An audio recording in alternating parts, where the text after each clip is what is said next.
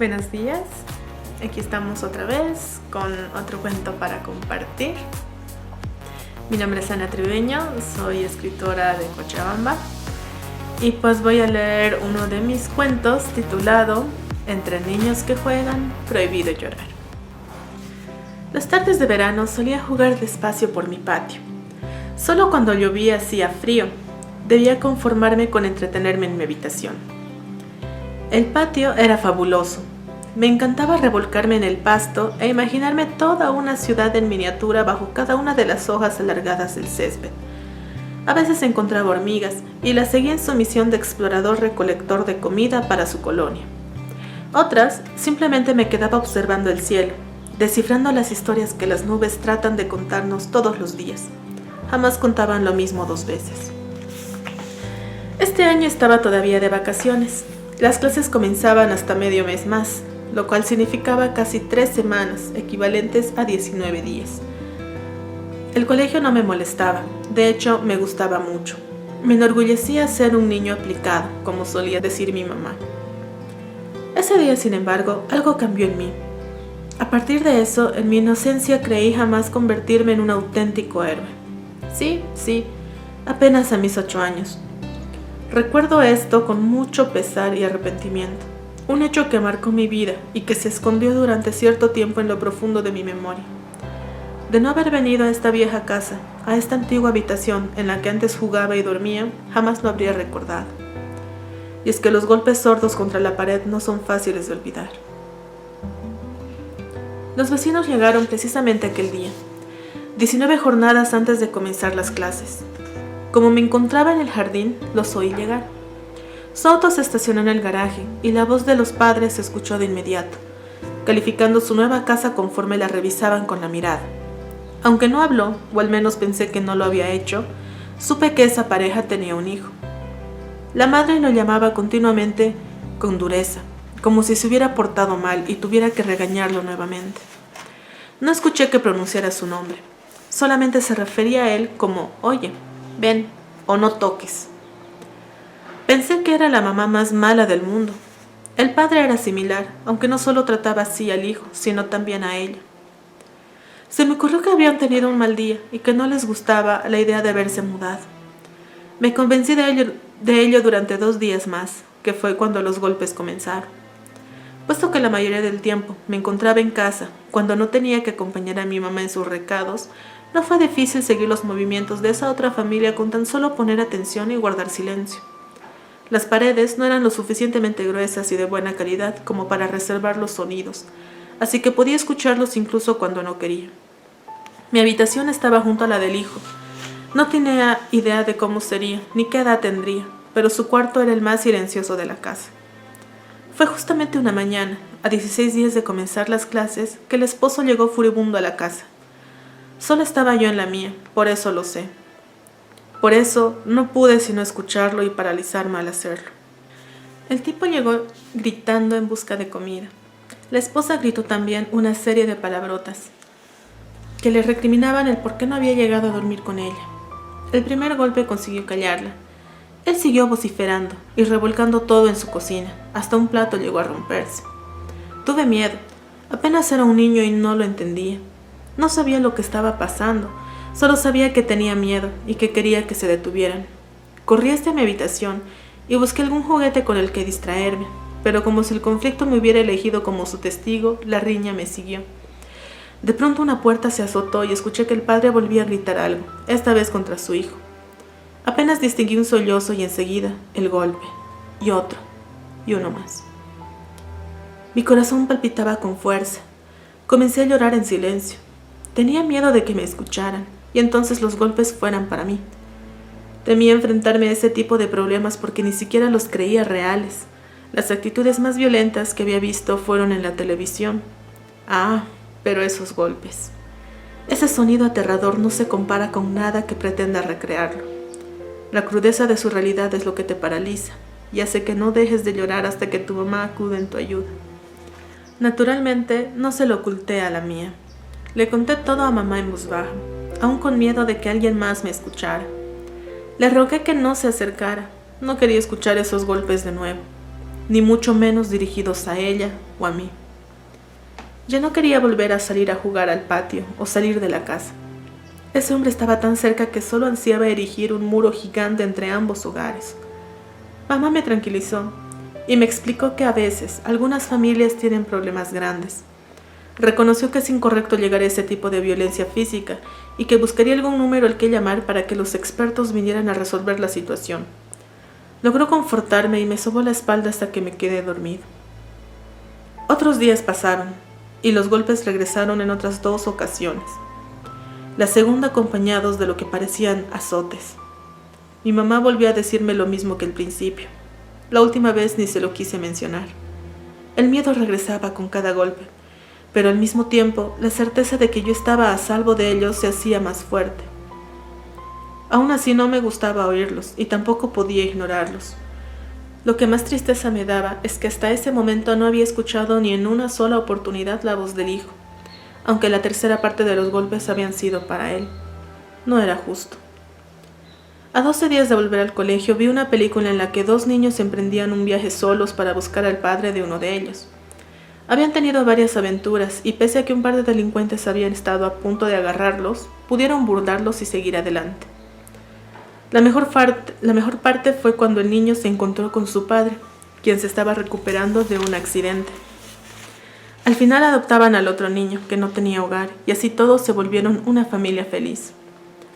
Entonces era posible cambiar tu destino. ¿Mi vecino podría hacer lo mismo y cambiar su vida? Fue cuando decidí ayudarlo y comencé a idear un plan para rescatarlo de su deplorable estado. Mi primera opción fue abrir un hueco en la pared, para que así cruzara de casa. Mi primera opción fue abrir un hueco en mi pared, para que así cruzara de su casa a la mía y ocultarlo en mi habitación. Por entonces su padre podría utilizar ese hueco y no podría correr semejante riesgo. No. Otra posibilidad era tocar a su puerta y pedirle a su mamá que me dejen invitarle un helado. Entonces aprovecharía para llevarlo a mi casa y ocultarlo en mi habitación hasta convencer a mis padres de que lo adoptasen. A lo mejor mi habitación no era del todo segura, ya que sería un lugar sospechoso de inmediato. ¿Qué debía hacer? ¿Cómo podía salvarlo? Esas noches las pesadillas me despertaban constantemente, aquellas en las que los golpes ya no provenían de al lado, sino de mi propia casa. Faltando una semana para mi ingreso a clases, concluí que la mejor opción era llevarlo a mi colegio y esconderlo ahí. Sería el primer paso para alejarlo de ese hombre malo. Le llevaría comida y abrigo y entonces veríamos qué hacer después. Busqué entre mis pobres ahorros lo suficiente para pagar su pasaje del micro. De paso guardé algunos caramelos que tenía por ahí para dárselos y apaciguar su huida. En mi mente eso era más que suficiente y nada podía salir más. Esa esperanza me ayudó a conciliar el sueño de mejor manera y desviar mis pensamientos de la decepción causada por la pasividad de mi madre. Ahora que lo pienso, incluso años después de todo eso, todavía seguía molesto por su falta de iniciativa para salvar al maltratado. Entendí que mis problemas no siempre serían resueltos por ella. La noche del domingo antes de que comenzaran las clases, soñé con el gran momento. El niño me abría la puerta y corríamos juntos hasta la esquina de la calle para tomar el micro que me llevaba al colegio. En el trayecto le daba los dulces que había encontrado y él me agradecía con una sonrisa cálida y yo sentía paz en mi corazón. Sí, todo debía salir bien aquel día. El lunes por la mañana me armé de valor y toqué la puerta de mis vecinos. Si me abría el esposo, echaría a correr. Si me abría su mujer, preguntaría por su hijo. Y finalmente, si me abría el niño, lo jalaría para llevarlo al colegio conmigo. Fue la madre quien atendió. ¿Sí?, preguntó a modo de saludo. La recuerdo tan desdichada, no se había peinado todavía, tenía el rostro hinchado, algo amoratado en un costado, cerca del ojo izquierdo. Vestía una chompa enorme que la cubría hasta la cadera junto con una calza sucia y malgastada. En su mirada solo había dolor y miedo. ¿Está su hijo? ¿Podría invitarle unos dulces?, pregunté luego de observarlo un rato. Mi voz fue tímida e insegura, aún así me contestó. No hay ningún hijo mío en esta casa, explicó sin mirarme a los ojos y me cerró la puerta. Me quedé congelado donde estaba. ¿Cómo que no había un niño, si yo estaba convencido de que así era? Estaba seguro pese a que nunca lo había escuchado decir palabra alguna. Permanecí ahí unos minutos. Volví a tocar la puerta. Sí, contestó la mujer, esta vez sin abrirla.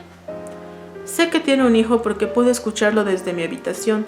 Lo escucho siempre que su padre llega enojado. Por unos instantes, silencio. El miedo regresó a mí, haciéndome su víctima a una lentitud impresionante y a la vez matadora.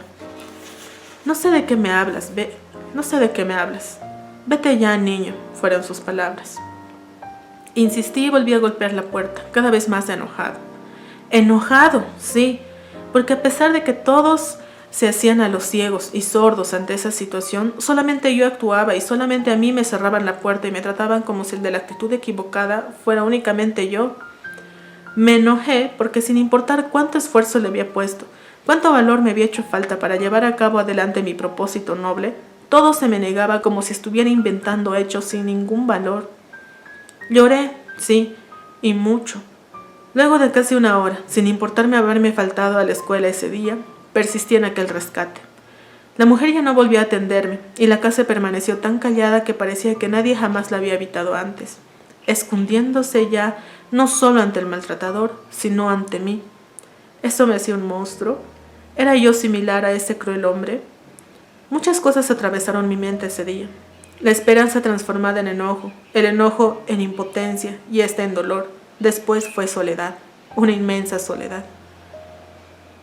Esa mañana regresé a mi casa no solo derrotado, sino devastado. Me quedé en mi habitación sin que nada interrumpiera mi llanto. Más tarde mi mamá llegó a casa y se lo conté todo. Creo que recién ahí comprendió la seriedad de mis sentimientos con respecto a nuestros vecinos. Volvió al teléfono esta vez con una determinación. Me encantaría decir que los expertos llegaron y solucionaron esos problemas, pero no fue así. Para cuando tocaron a nuestra puerta, la familia de al lado ya se había mudado. Los golpes duraron solo un par de días más antes de que cesaran por completo. El letrero de alquiler apareció en la entrada. Un mes habían estado en mi barrio. Apenas un mes tomó para hacerme una herida indeleble y amarga de la cruda realidad. Con ayuda de mis compañeros y mis actividades en clases, pude dejarlo de lado.